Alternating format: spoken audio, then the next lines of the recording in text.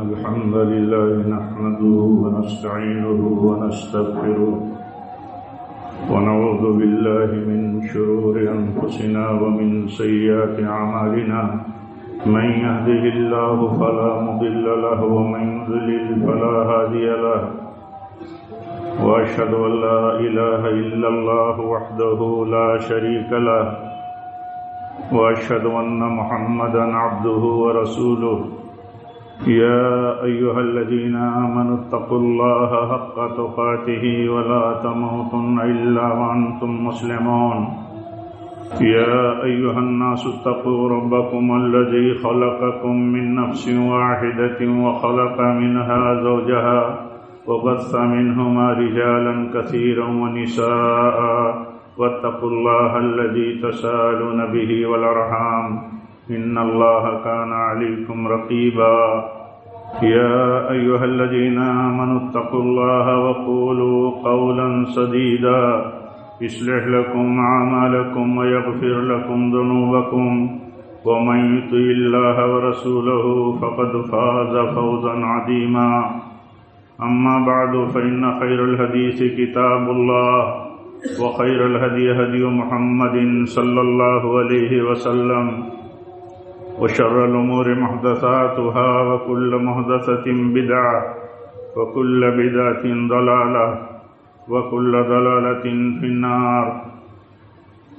دینی بھائیوں، بزرگوں، عزیز نوجوانوں، اسلامی ماں اور بہنوں، اللہ تعالی نے اس دنیا کو بڑی میٹھی، بڑی رنگین بنایا ہے.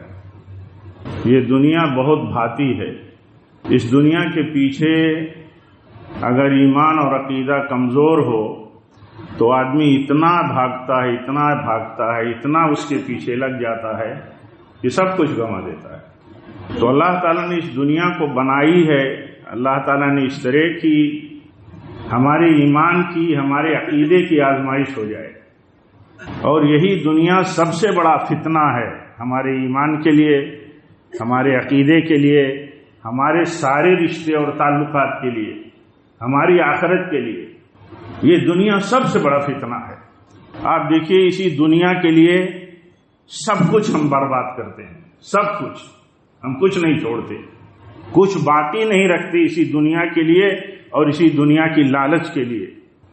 جبکہ ہمارا ایمان ہے جنت پر، ہمارا ایمان ہے حساب و کتاب پر، ہمارا ایمان ہے آخرت پر. اور اس ایمان کے بغیر ہم مسلمان نہیں ہیں، نہیں ہو سکتے. اس کے باوجود بھی دیکھیے کتنا کمزور ہمارا ایمان ہے. اتنا کمزور ہمارا ایمان ہے کہ اس دنیا کے لیے ہم نے سب کچھ برباد کیا ہے. عام طور پر یہی صورتحال ہے. جبکہ اس دنیا کی کیا حقیقت ہے؟ ایک مومن کو آخرت کی فکر اور جنت ملنے کو سب سے بڑی کامیابی سمجھنے کے بجائے اگر ایک مومن یہ سمجھتا ہے کہ یہی دنیا سب کچھ ہے تو گویا کہ اس نے اللہ کے اوپر ایمان اور اللہ کے اوپر سچا بھروسہ کا جو مسئلہ ہے اس نے کھو دیا. وہ اپنے ایمان کو اتنا کمزور کر دیا ہے کہ جنت اس کے تصور میں خالی تذکرے کی چیز ہے. جبکہ جنت کے مقابل میں دنیا کی حیثیت کتنی تفصیل کے ساتھ قرآن و حدیث میں اس کا تذکرہ ہے. اور وہ تذکرہ اس لیے ہے کہ ہم اس سے نصیحت حاصل کرتے رہیں، کہیں یہ دنیا ہمیں غرق نہ کر دے، کہیں یہ دنیا ہمیں تباہ و برباد کر کے ہماری آخرت اور ہمارے لیے جنت سے محرومی کا سبب نہ بن جائے.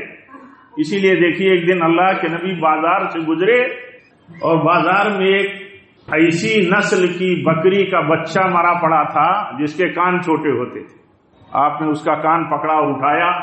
کئی لوگ آپ کے ساتھ تھے، کئی صحابہ نبی صلی اللہ علیہ وسلم کے ساتھ تھے. آپ نے عرض کیا کہ بتاؤ اس مردہ بکری کے بچے کو 1 درہم میں کون خریدے گا؟ تو صحابہ نے کہا یا رسول اللہ صلی اللہ علیہ وسلم اسے کیا کریں گے، ہم اسے کیوں ہم لیں گے؟ تو آپ دنیا کی حقیقت بتا رہے تھے، دنیا کی حقیری بتانا چاہتے تھے کہ ایمان والے کی نظر میں جو اصل اپنے لیے کامیابی جنت کو سمجھتا ہے اور جس کا مقصد جنت کا حصول ہے، اس کی نظر میں دنیا کیسی ہونی چاہیے اللہ کے نبی یہ بتانا چاہتے تھے۔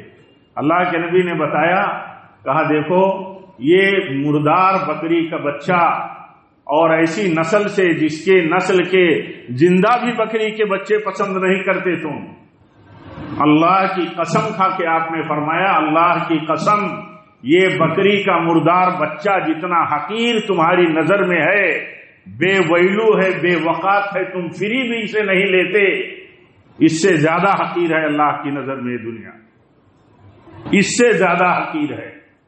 جب ہم نے دنیا کو سب کچھ سمجھ لیا، دنیا کا حاصل کرنا ہی ہم نے سب سے بڑا ٹارگیٹ اور کامیابی سمجھ لی، اور آخرت اور جنت کی کوئی پرواہ نہیں رہی، تو ہم نے سب کچھ گنوا دیا، سب کچھ ہم نے برباد کر دیا۔ اس لیے یہ نصیحت ہے ہمارے لیے، ہم سب کے لیے، اور اللہ کے نبی ایسی ہی نصیحت کیا کرتے تھے اپنے صحابہ کو، اپنے ساتھیوں کو، کہ وہ دنیا کے چکر میں کہیں آخرت سے غافل نہ ہو جائیں۔ یہ مقصود کبھی تھوڑی تھا کہ تم دنیا سے اپنا حصہ نہ ڈھونڈو، دنیا کا حرص نہ کرو، دنیا میں اچھے مطلب اللہ کی نعمتوں کو تم استعمال نہ کرو، یہ نہیں بتانا مقصود تھا۔ یہ بتانا مقصود رہتا تھا کہ کہیں یہ دنیا تمہیں غافل نہ کر دے تمہاری آخرت سے اور تمہاری اس جنت سے۔ اللہ کے نبی فرماتے ہیں جنت میں ایک کوڑے کی جگہ، جنت میں ایک کوڑے کی جگہ اتنی قیمتی اور اتنی عظیم ہے کہ یہ ساری دنیا اس کے سامنے ہیچ ہے۔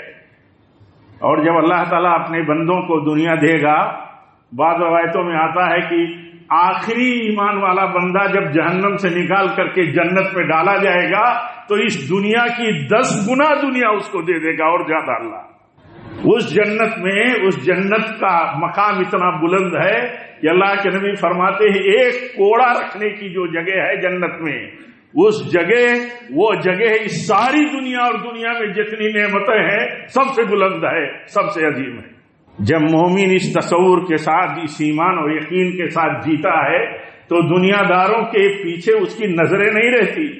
دنیا میں کفار، یہود و نصارہ، جن کی حکومتیں، جن کی دولتیں، جن کے کر و فر اور جن کے شاہانہ اور آسائشوں سے بھری ہوئی زندگی کفر کے ساتھ، وہ ان کی نظر میں کچھ نہیں۔ ایمان والوں کی نظر میں وہ چیزیں کبھی نہیں اس کو کبھی بھی کمزور نہیں کر سکتی، ایک ایمان والے کو کمزور نہیں کر سکتی۔ اللہ تعالیٰ نے جگہ جگہ فرمایا ہے تم اپنی نظروں کو ان کے پیچھے، ان کفار کے پیچھے جن کو ہم نے بہت کچھ دنیا دے رکھا ہے، تم اپنی نظریں ان کے پیچھے لگا کر کے اپنے آپ کو لالچ میں مت ڈالو کہ ان کے پاس کتنا ہے اور ہمارے پاس کیا ہے۔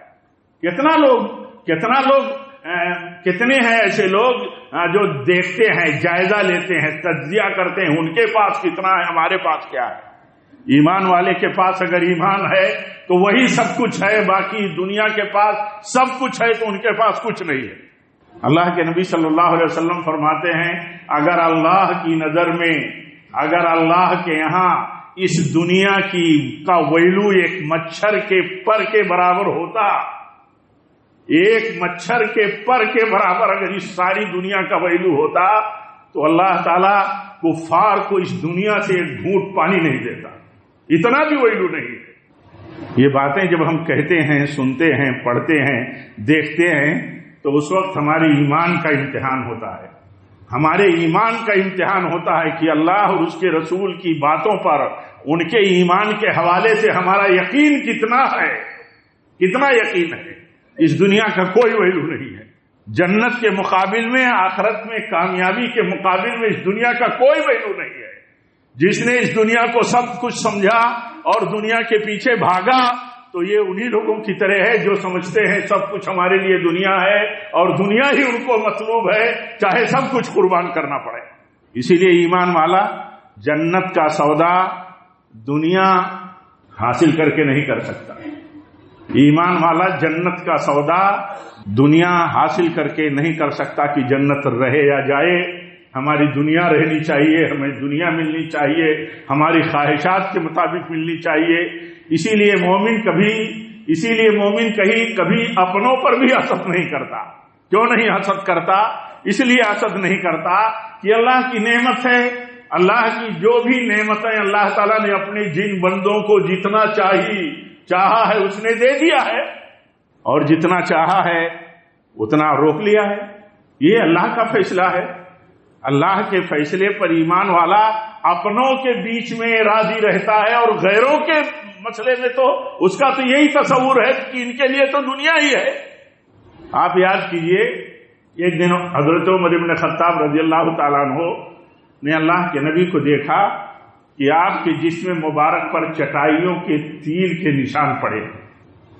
آپ لیٹے تھے ننگی چٹائی پر اور داغ پڑے تھے آپ کے جسم مبارک میں، تو رونے لگے یہ حالت دیکھ کر کے۔ اتنی محبت تھی کہ آپ کے جسم مبارک پر چٹائی کے داغ پڑے ہیں، اس کے نشانات پڑے ہیں، تو وہ کہہ بیٹھے، ان سے رہا نہیں گیا کہ یا رسول اللہ صلی اللہ علیہ وسلم، یہ قیصر و کسریٰ، یہ اللہ کے دشمن، یہ ان کی سلطنتیں اور ان کے پاس جو کچھ ہے، اتنے شان و شوکت اور اتنی آسائش اور اتنے آرام میں رہتے ہیں، اور ان کی زندگی ہے، اور آپ اللہ کے رسول ہیں، آپ اللہ کے چہیتے ہیں، آپ ہمیں اجازت دے دیں کہ ہم آپ کے لیے آرام دہ کوئی بستر بنائیں۔ تو جب یہ حوالہ دیا حضرت عمر بن خطاب رضی اللہ تعالیٰ عنہ کا نے قیصر و کسریٰ کا، دنیا کی عظیم بادشاہتوں کا، کتنا ہم تجزیہ کرتے رہتے ہیں، دنیا میں طاقتوں کا، کاروبار کا، علم کا اور ایمان کا تجزیہ ہمارے یہاں دین اور عقیدے کا کمی ہوتا ہے، بالخصوص ہمارے نوجوانوں میں۔ ان کی نظریں عام طور پر دنیا اور دنیا داروں کے پیچھے لگی رہتی ہیں۔ تو دیکھیے اللہ کے نبی صلی اللہ علیہ وسلم نے کیا فرمایا، اے عمر، کیا تم اس سے راضی نہیں ہو کہ ان کے لیے دنیا ہو، ہمارے لیے آخرت ہو؟ کیا فرمایا آپ نے؟ کہا عمر، کیا اس سے تم راضی نہیں ہو کہ ان کے لیے ختم ہو جانے والی دنیا ہو اور ہمارے لیے نہ ختم ہونے والی آخرت؟ اسی لیے ایک موقع پر آپ نے فرمایا تھا، دنیا کی میعاد بتایا تھا آپ نے آخرت کے مقابل میں۔ یہ دنیا کی عمر کیا ہے، میعاد یعنی اس کی عمر کیا ہے؟ آپ نے وہاں جواب دے دیا، کہا عمر، بس اتنا سن لینا کافی کہ ان کے لیے دنیا میں جو کچھ آدمی تصور کر سکتا ہے وہ لے لے، تو بھی یہ دنیا کیا ہے؟ یہ بہت مختصر، بہت معمولی ہے آخرت کے مقابل میں۔ تو آپ نے ایک موقع پر عمر بتائی دنیا کی، آپ نے بتائی دنیا کی عمر کتنی ہے، تو آپ نے بتایا ایک شخص اپنی انگلی، آپ نے سبابہ انگلی، یہ انگلی آپ نے اشارے کے لیے اٹھائی اور آپ نے فرمایا یہ انگلی کوئی سمندر میں ڈالے اور اس کے بعد نکال لے، تو سمندر کے مقابل میں جتنا اس انگلی کی انگشت شہادت کی کے ساتھ جتنا پانی سمندر سے آیا ہے، تو یہ دنیا کی عمر ہے اور سمندر آخرت کی عمر ہے۔ آپ نے عمر بتا دی دنیا کی، آپ نے دنیا کی عمر بتائی کہ دنیا کی عمر کیا ہے۔ آپ نے بتائی کہ دنیا کی عمر میں یہ ہے کہ ایک انسان اپنی انگشت شہادت کو، یہ سبابہ کو سمندر میں ڈال کر کے نکال لے، جتنا پانی سمندر سے لے آیا اپنی انگلی کے ساتھ، اتنا پانی، اتنی عمر دنیا کی ہے، اور وہ سمندر آخرت ہے۔ آپ اس کو ایسے بھی سمجھ سکتے ہیں کہ سمندر نہ کبھی سوکھنے والا، نہ ختم ہونے والا، نہ جس کی کوئی حد ہو کہ کتنا پانی ہے، کوئی حد نہیں ہے، کوئی شمار نہیں ہے، کوئی کیلکولیشن نہیں ہے۔ اور وہ جو پانی انگلی کے ساتھ سمندر سے آیا ہوا ہے وہ تھوڑی ہی دیر میں سوکھ کر کے ختم ہو جاتا ہے کہ نہیں، تھوڑی ہی دیر میں وہ پانی جو سمندر میں ڈبا کر کے یا پانی میں ڈبا کر کے انگلی میں جو پانی آتا ہے تھوڑی ہی دیر میں سوکھ کر کے ختم ہو جاتا ہے۔ اللہ کے نبی نے مثال دے کر کے سمجھایا اور عمر بتائی، کہا دیکھو یہ عمر ہے اس دنیا کی، اس عمر کو اور بھی بہت سارے اسلوب اور مثالوں سے اللہ تعالیٰ نے سمجھایا۔ اللہ تعالیٰ نے سمجھایا بارش برستی ہے، کھیتیاں اگتی ہیں، کتنا خوش ہوتا ہے کسان، کتنا فرحت محسوس ہوتی ہے جب کھیتیوں کو اور مطلب پیداوار کے لیے کھڑی فصلوں کو آدمی دیکھتا ہے تو بہت خوش ہوتا ہے، بہت خوش ہوتا ہے۔ لیکن تھوڑی ہی دن گزرتے ہیں، اس کے بعد یہ کہ وہ سوکھنے لگتے ہیں، سوکھ کر کے ختم ہو جاتے ہیں، بھوسا بن جاتے ہیں اور اس کے بعد ناپید ہو جاتے ہیں۔ اللہ تعالیٰ نے فرمایا ایسی ہی ہے اس دنیا کی مثال کہ دنیا جب آتی ہے تو ایسے آتی ہے اور ایک دن جوان ہو جاتی ہے دنیا۔ تمہاری نظروں میں جیسے لہلہاتی فصلوں سے لدی بالیوں سے لدی کھیتیاں ہوتی ہیں، لیکن ایک بیک پھر پیلی ہوتی ہیں ساری فصلیں اور اس کے بعد وہ سب ختم ہو جاتی ہیں۔ اللہ تعالیٰ نے قرآن میں اس طرح کی مثالیں جگہ جگہ بیان کی ہیں کہ یہ دنیا کی مثال ہے، یہ دنیا کی مثال اور یہ دنیا کی حقیقت اگر ایک مومن اپنے دل کی جڑوں میں نہیں رکھے گا تو اپنا ایمان نہیں بچا پائے گا۔ اور صورتحال یہی ہے، آپ دیکھیے کہ کیوں ایسی صورتحال ہے کہ دنیا کے پیچھے ہم سب کچھ برباد کر رہے ہیں، ہم سب کچھ ختم کر رہے ہیں، ہماری قدریں ختم ہیں، ہمارے اخلاقیات ختم ہیں، ہمارے رشتے ختم ہیں، ہمارے معاملات ختم ہیں، ہماری امانتیں ختم ہیں، ہمارا اعتبار ختم ہے ایک دوسرے پر۔ یہ صورتحال کیوں ہے؟ صرف دنیا کے لیے، صرف دنیا کے لیے۔ اور یہ دنیا، اس دنیا کی مثال دیکھیے، اللہ کے نبی صلی اللہ علیہ وسلم یہ بتاتے ہیں کہ ایک ایمان والے کی نظر میں اس دنیا کی حیثیت ہونی کیا چاہیے۔ یہ ایک ایمان والے کی نظر میں جب وہ یہ سمجھتا ہے کہ اس کی اصل کامیابی جنت کا ملنا ہے تو اس کی نظر میں اس دنیا کی حقیقت اسی طرح ہونی چاہیے۔ دنیا سے بے رغبتی اور رہبانیت کوئی دین نہیں ہے کہ دنیا سے الگ ہو جاؤ، دنیا کے کاروبار سے الگ ہو جاؤ، دنیا میں ترقیات کے دوڑ سے الگ ہو جاؤ۔ یہ منشا نہیں ہے اسلام کا۔ منشا یہ ہے کہ دنیا کے پیچھے دین مت بیچ دو، دنیا کے پیچھے امانتیں مت بیچ دو، سچائیاں مت بیچ دو، اعتبار مت بیچ دو، یہ مت بیچ دو۔ آخرت تمہاری نظر میں کچھ نہ ہو، ہاں ایسا تم مت بن جاؤ۔ ورنہ دیکھیے صحابہ میں کیسے کیسے لوگ تھے۔ صحابہ میں غربت بہت عام تھی، لیکن صحابہ میں امیر ترین لوگ بھی تھے جن کی دولت اور عمارت کا آج کا ہمارا کیلکولیٹر بھی حساب نہیں کر سکتا۔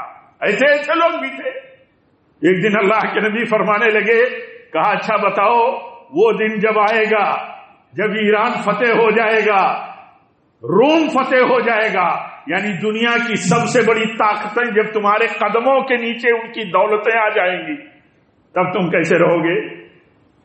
تو انہوں نے کہا ایسے ہی فرما بردار اللہ کے رہیں گے جیسے آج ہیں، جیسے آج ہیں، جیسے آج ہم اللہ کے فرما بردار ہیں، اللہ کے سپاہی ہیں، اللہ کے دین کے لیے ہر طرح کی قربانی دینے کو ہم وقت تیار ہیں۔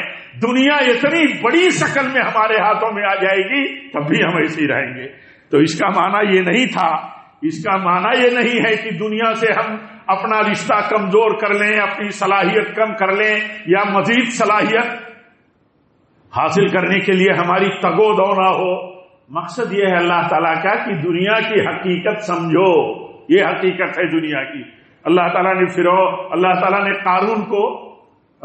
قارون کو حکم دیا، وابتغی فیما آتاک اللہ الدار الآخرہ ولا تنس نصیبک من الدنیا۔ اللہ تعالیٰ فرماتا ہے قارون سے کتنی دولت تھی، اس کے خزانے کتنے تھے۔ اللہ تعالیٰ فرماتا ہے کہ تجھے جو خزانے تیرے رب نے دیا ہے، اس خزانے کے ذریعے تو آخرت کی فکر کر، آخرت کے لیے کام کر، اور اپنی دنیا میں اور اس دنیا میں تیرا اپنا جو نصیبہ ہے، حصہ ہے، اس کو بھی حاصل کر۔ لیکن اس دولت کو، اس اللہ کی دی ہوئی نعمت کو صرف دنیا اور دنیا کے مفادات کے لیے، دنیا کی آسائشوں کے لیے مت استعمال کر۔ اسی لیے دیکھیے صحابہ میں بھی جن کو اللہ تعالیٰ نے دولت دی تھی، اسلام اور دین کے تقاضے جو آتے تھے، جہاد کے موقعوں پر جو تقاضے آتے تھے، وہ کیسے کھلے ہاتھوں سے، کھلے دل کے ساتھ وہ اللہ تعالیٰ کی دی ہوئی دولت کو استعمال کرتے تھے۔ وہ یہ سمجھتے تھے کہ اللہ تعالیٰ اس کے بدلے میں اگر جنت دے اور اس کے بدلے میں اگر راضی ہو جائے تو یہ مال اور جان سب اللہ ہی کا تو ہے، اس لیے کہ وہ یہ سمجھتے تھے کہ یہ اللہ تعالیٰ کی دی ہوئی نعمت ہے، اور اس نعمت کو اللہ تعالیٰ کی رضا کے مطابق استعمال کرنا یہ ہماری ذمہ داری ہے، ہمارے ایمان کا تقاضا ہے۔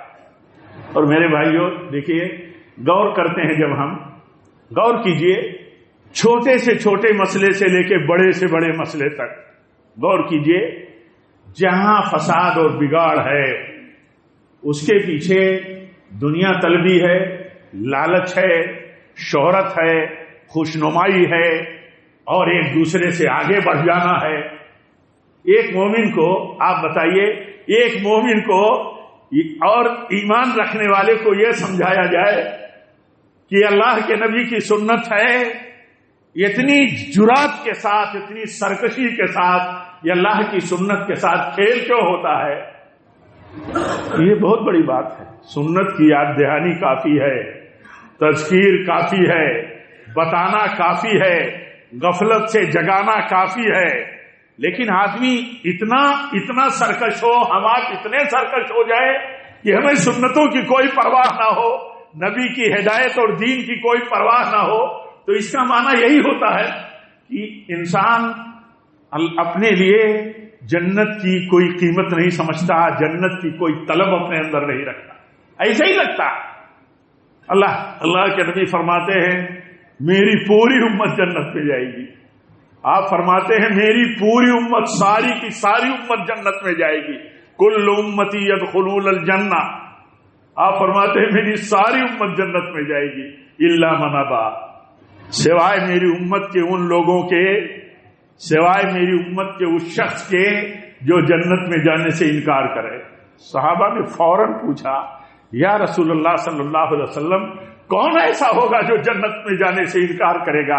تو آپ نے فرمایا من اطاعنی دخل الجنہ ومن عصانی فقد ابا۔ آپ نے فرمایا معمولی حدیث نہیں ہے، ہر آدمی تطبیق دے، ہر آدمی دیکھے اللہ کے نبی کی سنت سے گریز کر کے، دور رکھ کر کے اپنے آپ کو، وہ کیا سمجھتا ہے؟ وہ کیا سمجھتا ہے؟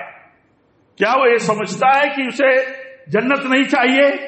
کیا وہ نبی صلی اللہ علیہ وسلم کی زبان پاک میں جنت میں جانے کا انکاری نہیں ہے عملاً؟ آپ فرماتے ہیں میری ساری امت جنت میں جائے گی سوائے وہ میرا امتی، یا سوائے ان میرے امتیوں کے جو جنت میں جانا نہ چاہتے ہو۔ تو صحابہ نے کہا یا رسول اللہ صلی اللہ علیہ وسلم، صحابہ رضی اللہ عنہم نے کہا یا رسول اللہ صلی اللہ علیہ وسلم، آپ کی امت میں کون ایسا ہوگا جو جنت میں جانا نہیں چاہے گا؟ تو آپ نے فرمایا جو میری اطاعت کرتا ہے وہ جنت میں جانا چاہتا ہے، جو میری سنتوں کی پیروی نہیں کرتا وہ جنت میں جانے سے انکار کرتا ہے۔ آپ سوچئے کتنے لوگ ہیں پڑھے لکھے سے لے کر کے عوام تک، جن کو علماء کہا جاتا ہے، علماء سے لے کر کے عوام تک، کیا صورتحال ہے؟ ایک تذکرہ ملتا ہے حضرت کعب اور عبداللہ ابن سلام کا، ایک دن آپس میں بات کر رہے تھے تو کہہ رہے ہیں کعب کہہ رہے ہیں حضرت عبداللہ ابن سلام سے، کہتے ہیں آپ یہ بتائیے کہ علماء کون ہوتے ہیں؟ تو انہوں نے کہا کہ جو علم کے مطابق عمل کرتے ہوں وہ علماء ہیں۔ سیدھا سا جواب دے دیا، جو علم کے مطابق عمل کرتے ہوں علماء ہیں۔ تو وہ دور میں دیکھیے، وہ دور میں بھی بگاڑ شروع ہوا تھا۔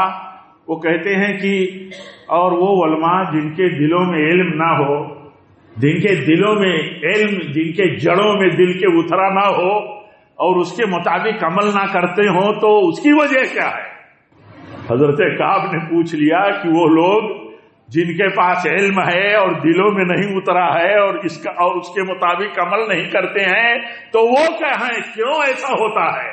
تو کہتے ہیں دنیا کی لالچ، کہتے ہیں طمع، یہ دنیا کی طمع، ہرس، کتنی مصلحتیں ہیں دماغ میں اور دل میں، اور کیا کیا خیال ہے کہ جس کی بنیاد پر آدمی علم کے باوجود عمل نہیں کرتا، یعنی علم کے باوجود عمل نہ کرنے کے پیچھے ہی دنیا داری ہے۔ کا یہ طمع میں جب آدمی پڑ جاتا ہے اور نفس اس کا حریص اور لالچی ہو جاتا ہے تو یہ بہت بڑے خطرے میں پڑ جاتا ہے۔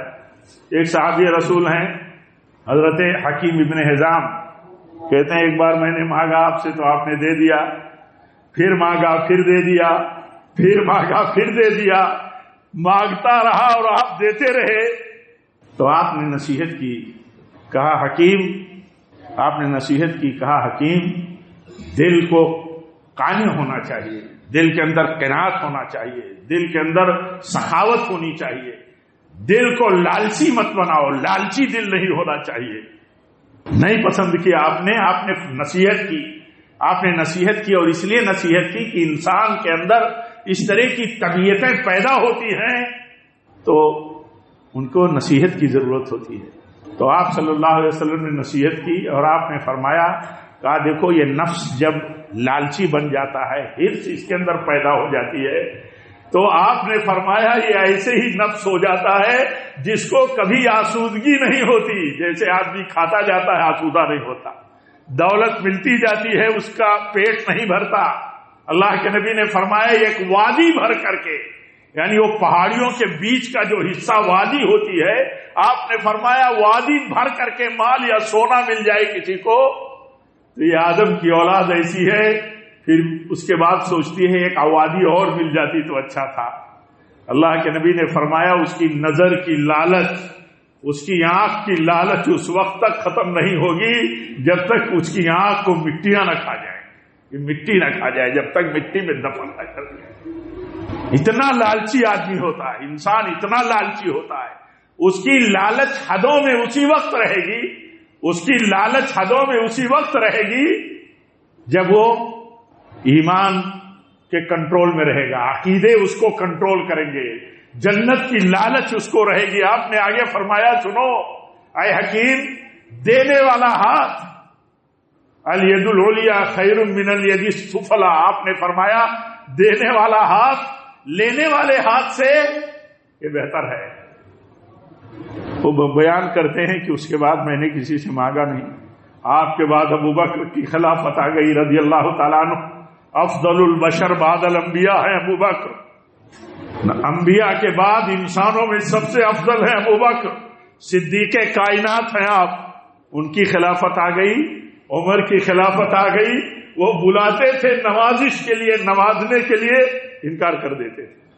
ایک بات اللہ کے نبی کی دل میں بیٹھ گئی کہ دنیا کے پیچھے ہرس حد سے آگے نہیں ہونی چاہیے، جائز دائروں سے باہر نہیں جانی چاہیے، اور اسی لیے کہا جاتا ہے کہ آدمی دنیا کے پیچھے کب سب کچھ برباد کرتا ہے، ایمان برباد کرتا ہے، آخرت برباد کرتا ہے، جنت سے بے فکر ہو جاتا ہے، سارے رشتے ناتے سارے معاملات اپنے خراب کر لیتا ہے۔ دیکھیے گھر سے لے کر کے باہر تک جتنے ہمارے رشتے اور جتنے ہمارے معاملات ہیں ان کے بگاڑ کے پیچھے ہے کیا دنیا کے سوا؟ آپ دیکھیے کچھ نہیں ہے، دنیا کے سوا کچھ نہیں ہے، اور دنیا کی حقیقت یہ ہے، اللہ کے نبی حضرت عبداللہ ابن عمر بیان کرتے ہیں رضی اللہ تعالیٰ عنہما، کہتے ایک دن اللہ کے نبی نے میرے کندھے پر اپنا ہاتھ رکھا اور آپ نے فرمایا کن فی الدنیا کانک غریب او عابر سبیل۔ نصیحت آپ کرتے تھے، نصیحت آپ کیا کرتے تھے اور بتاتے تھے کہ اس دنیا کی حیثیت ہے کیا، اس دنیا کو آخری اقامت گاہ مت سمجھ لو، اور جو اس دنیا کو سب کچھ سمجھ لے گا اور یہی سب کچھ اس کی نظر میں آ جائے گی تو سب کچھ برباد بھی کر دے گا۔ آج ہمارا سماج، ہمارا اپنا معاشرہ، ہم آپ، اللہ تعالی ہم سب پر رحم فرمائے، اللہ ہم سب کو معاف فرمائے، آخرت کا فکر مند بنائے، دنیا کی بے ثباتی کا جو سچائی ہے اس کا ایمان مضبوط ہمارے دلوں میں اللہ بٹھائے۔ آج ہم سب کچھ عام طور پر برباد کرتے ہیں، سب کچھ۔ اگر ماں باپ کا اولاد کے ساتھ یا اولاد کا ماں باپ کے ساتھ اگر رشتہ بگڑتا ہے دینی بنیادوں کو چھوڑ کر کے، اور عام طور پر ایسا نہیں ہوتا، ہمارے رشتے دین کے ناطے عام طور پر خراب نہیں ہیں، ہم نے کسی سے قطع کلامی کر لی، ہم نے کسی سے رشتہ توڑ لیا، ہم نے کسی سے الگ تھلگ اپنا معاملہ کیا، کسی سے برات کر دی، کسی سے دوستی، کسی سے دشمنی کر لی، اس کے پیچھے عام طور پر دین نہیں ہے، اس کے پیچھے عام طور پر دنیا ہے، اس کے پیچھے عام طور پر دنیا ہے۔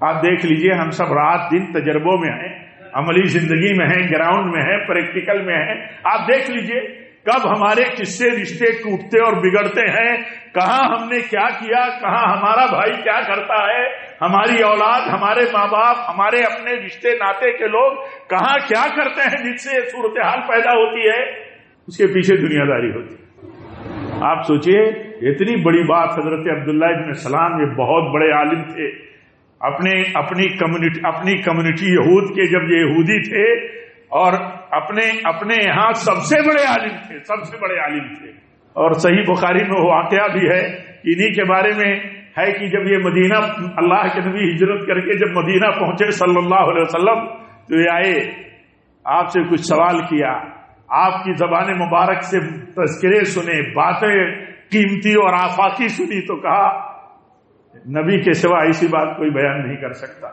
اور یہ وہی نبی ہیں جس کی بشارت تورات کے اندر موجود ہے۔ انہوں نے کلمہ پڑھ لیا تو انہوں نے کہا کہ ذرا میرے بارے میں میری قوم یہود سے یا رسول اللہ صلی اللہ علیہ وسلم پوچھ کر کے آپ تھوڑا اطمینان کر لیجئے، کل کہیں دل میں کوئی بات نہ پیدا ہو۔ یہ پروپیگنڈا کرنے والے، یہ جھوٹی باتیں پھیلانے والے یہود بڑی بہتان باز قوم ہے۔ یہی عبداللہ ابن سلام ہے۔ عبداللہ ابن سلام تھوڑا ہٹ گئے، پردے میں چلے گئے۔ اللہ کے نبی نے یہود کے لوگوں کو بلا کر کے پوچھا کہ عبداللہ ابن سلام تمہارے بیچ میں کیسے انسان ہے، کون ہے وہ؟ تو کہتے ہیں ہمارے سب سے بڑے عالم ہیں، اور ہمارے سب سے بڑے عالم کے بیٹے بھی ہیں، ہم میں سب سے بہتر ہیں اور سب سے بہتر کے بیٹے ہیں۔ یہ عبداللہ ابن سلام، اور یہ بہتان باز قوم، کتنی یہودیت ہمارے ہاں، اللہ تعالی ہم سب کو معاف کرے، ہمارے نفس اور خواہش کے خلاف اگر باتیں آتی ہیں تو کتنے جھوٹی باتیں اور پروپیگنڈے ہم کرتے ہیں۔ جیسے انہوں نے کہا کہ یہ ہمارے سب سے بڑے عالم ہیں، سب سے بڑے عالم کے بیٹے ہیں، اور ہم میں سب سے بہتر ہیں، سب سے بہتر کے بیٹے ہیں، تو عبداللہ ابن سلام پیچھے سے پردے سے آئے، کہا یا رسول اللہ صلی اللہ علیہ وسلم، ان کے سامنے میں اللہ کے معبود برحق ہونے کی اور آپ کے اللہ کا رسول ہونے کی گواہی دیتا ہوں۔ جیسے آپ نے گواہی دی اپنی زبان سے اپنی قوم یہود کے سامنے، تو انہوں نے اسی وقت اسی زبان سے کہا، اسی مجلس میں، یہ سب سے بدترین آدمی ہے ہماری قوم کا، اور اس کا باپ بھی سب سے بدترین تھا۔ اللہ کے نبی کے سامنے حضرت عبداللہ ابن سلام نے اپنی قوم کی شریف خصلت اور عادت کو بتانا چاہا تھا کہ بڑا پروپیگنڈا کریں گے جب میں اسلام قبول کر لوں گا۔ دیکھیے جتنے لوگ ہیں سچائی اور حق قبول کر لینے کے بعد ان کے خلاف کتنے پروپیگنڈے ہوتے ہیں، اہل حدیثوں کے خلاف کتنے پروپیگنڈے ہوتے ہیں، کوئی حد و حساب نہیں، اتنے جھوٹے پروپیگنڈے، جس کا نہ کوئی سر ہے نہ جس کا کوئی پیر ہے، اتنے جھوٹے پروپیگنڈے، کتنے جھوٹے پروپیگنڈے کرتے ہیں۔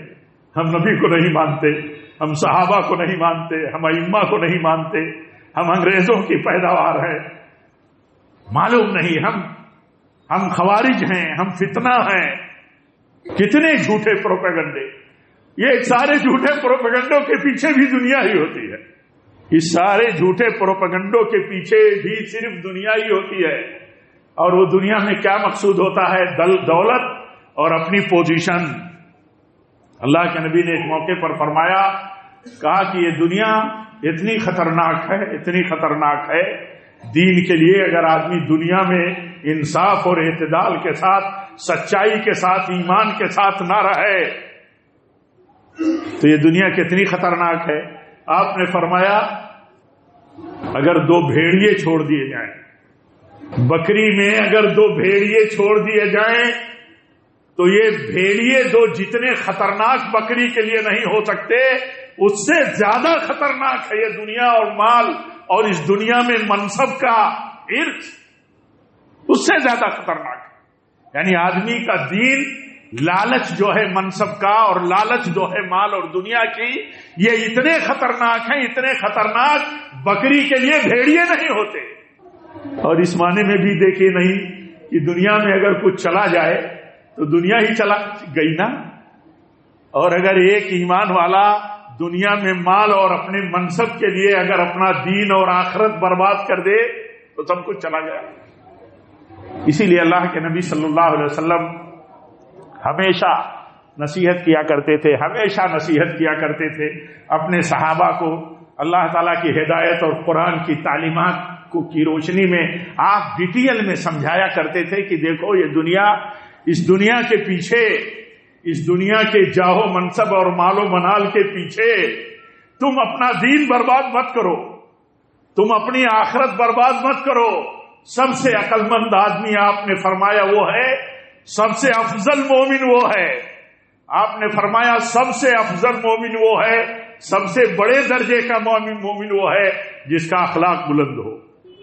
اور سب سے اس کے بعد صحابہ نے پوچھا یا رسول اللہ سب سے عقل مند مومن کون ہے؟ تو آپ نے فرمایا جو آخرت کے لیے فکر کرتا ہو۔ ہم میں ہر آدمی دیکھے کہ ہماری فکر دنیا کے لیے کتنی ہے اور آخرت کے لیے کتنی ہے، اور ہم اپنے آپ کو کتنا عقل مند سمجھتے ہیں، کتنا عقل مند ہم اپنے آپ کو سمجھتے ہیں۔ ہم شاید ہم میں اکثر لوگ ایک دوسرے سے زیادہ ہی عقل مند سمجھتے ہیں، جبکہ ایسا ہوتا نہیں ہے، ایسا ہے نہیں، لیکن ہر آدمی ایک دوسرے سے زیادہ ہی عقل مند سمجھتا ہے اپنے آپ کو۔ اور اللہ کے نبی فرماتے ہیں سب سے بڑا عقل مند وہ ہے جو اپنی آخرت کی ہمیشہ کی زندگی جو رہنے والی ہے اس کی کامیابی کے لیے فکر کرتا ہو۔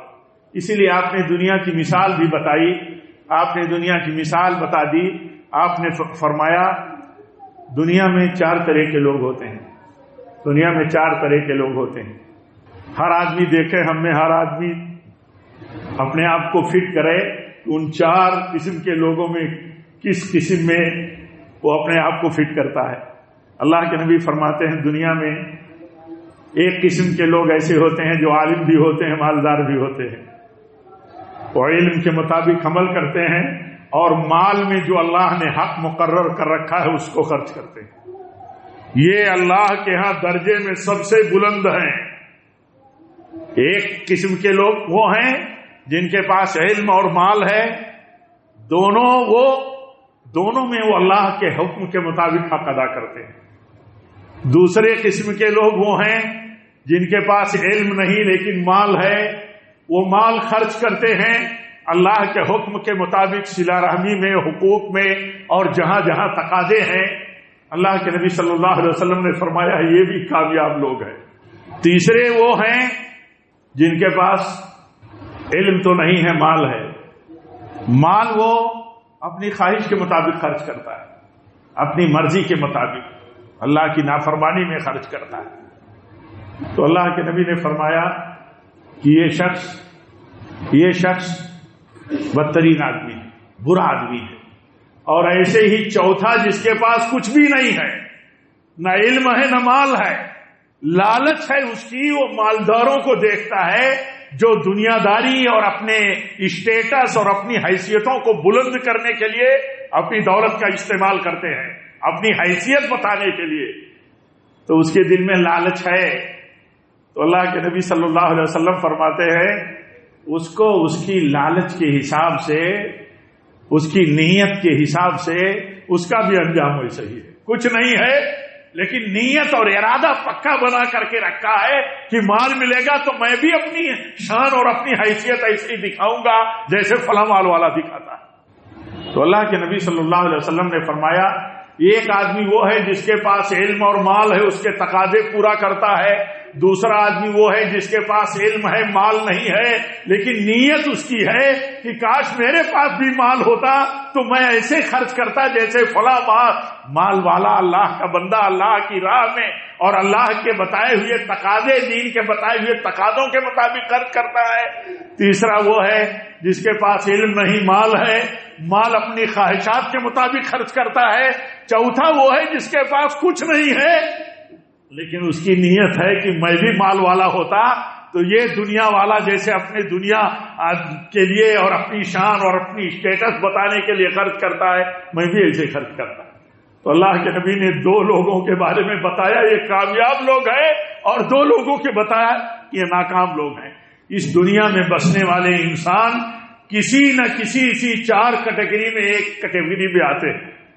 ہم سب کو سوچنا چاہیے کہ اللہ تعالیٰ ہم سب کو ان 2 کیٹیگری میں کسی کیٹیگری میں رکھا ہے کہ جن کی حیثیت اور جن کا کام اور جن کی سوچ اور جن کا عمل ایسا تھا۔ اللہ تعالیٰ ہم سب کو دین پر ثابت قدم رکھے۔ یہ دنیا جو ہمارے لیے امتحان کی جگہ ہے، اور اللہ تعالیٰ نے فرمایا کہ اپنا دین تم اپنی اولاد اور مال کے لیے مت بیچو۔ اب تمہاری اولاد اور مال تمہیں اللہ کے دین سے غافل نہ کر دے، طمع اور لالچ تمہاری اللہ تعالیٰ کے دین اور اللہ کی سنتوں سے بے نیاز نہ کر دے. اس بات کی فکر اور اس بات کی نصیحت ہم سب کے لیے ہے. میں اپنے کو آپ سے زیادہ محتاج سمجھتا ہوں اور آپ سب کو نصیحت کرتا ہوں کہ رب العالمین ہم سب کو دنیا کے پیچھے، دنیا داریوں کے پیچھے، اس کے پیچھے طمع اور لالچ کے پیچھے پڑھ کر کے اللہ تعالی ہم سب کی حفاظت فرمائے کہ ہم اپنا دین، اپنا ایمان اور اپنی آخرت نہ برباد کریں. رب العالمین جب تک ہم زندہ رہیں تیرے نبی کی سنتوں پر رہیں، تیرے تقوی پر رہیں، اور جب بھی ہماری موت ہو تو نبی صلی اللہ علیہ وسلم کے طریقے پر ہو، مسلک سنت اور مسلک سلف پر ہو. وآخر دعوانا الحمدللہ رب العالمین.